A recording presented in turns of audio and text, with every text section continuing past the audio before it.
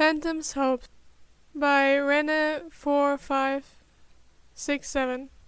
Chapter 2, Chapter 1, Who Saves the Heroes? Summary. Danny wakes up and deals with the aftermath of the Justice League. His parents take a good look at Danny and decide to call Maddie's cousin for help. But Danny always comes back to save them. When Danny woke, it was with a sudden intake of breath and the widening of eyes stretched out painfully. He knows it was just a dream, but the silence makes him wish it wasn't. When the Justice League had come to Amity Park, they celebrated, and then they dismissed their concerns and left. It broke their hope.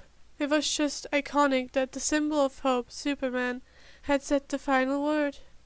Danny had stood there, holding a thermos filled with ghosts, but just as he was about to release them, he looked at the weariness in Batman's eyes and the tense superheroes and stopped. He'd smiled and said straight to their faces that their services were no longer needed. The town had echoed the statement in unison until they were driven out. Everyone watching the news at the time couldn't help but wonder why they listened to this one boy. Danny couldn't help but think that at least some part of the town already knew who he was, and those that didn't saw a familiar thermos in his hand. Unlike his dream, nothing of Phantom was revealed, and he was still so unbearably alive. But he was also unbearably dead.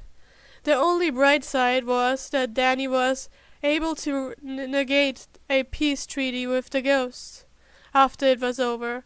That, and with the publicity dismissed threat of ghosts, the law about experimenting were easily replied by a citywide petition.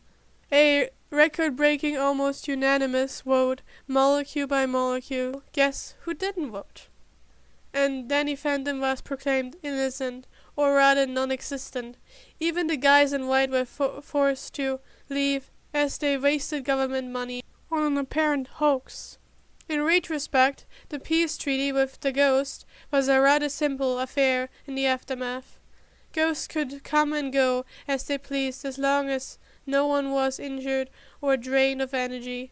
Amity hadn't had the will to keep fighting after so much. Not even Danny. Not even his parents. Not even if every day there's a new building to fix.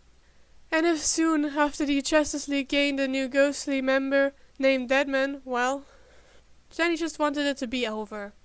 Danny had always wanted to be an astronaut. He never asked to be a hero. But Danny also didn't want to fully die. One day, Danny's neglectful parents, always so focused on ghosts, finally looked at him, for the first time in years, not to scold or ground him, but to ask him if he wanted to leave and stay with his uncle, Bruce Wayne, and his 4 sons.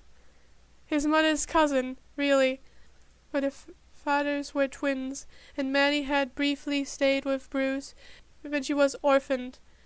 Not long after Bruce, so they considered each other siblings, despite having not met up in years. In fact, it was unlikely that Bruce knew what he even looked like. Danny agreed. Maybe he could finally stop being a hero. One either dies as a hero or lives to see oneself a villain. But Danny died and became a hero. So, can he stop now? The treaty with the ghosts only applied to Amity Park, though, so Danny could be attacked any time after leaving its borders. Why make a treaty for something that doesn't exist? Let it never be said that Amity ever let their crushed hopes go unpunished.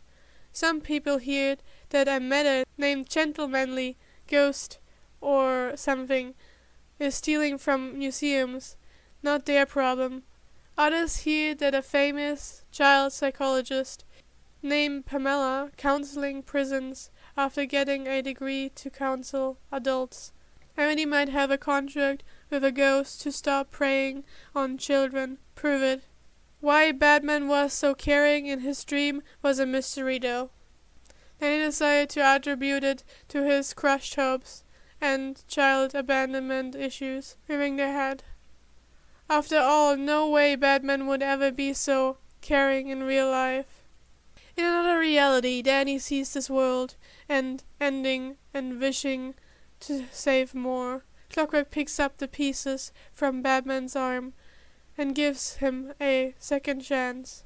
And if this world was the same, Clockwork's not telling.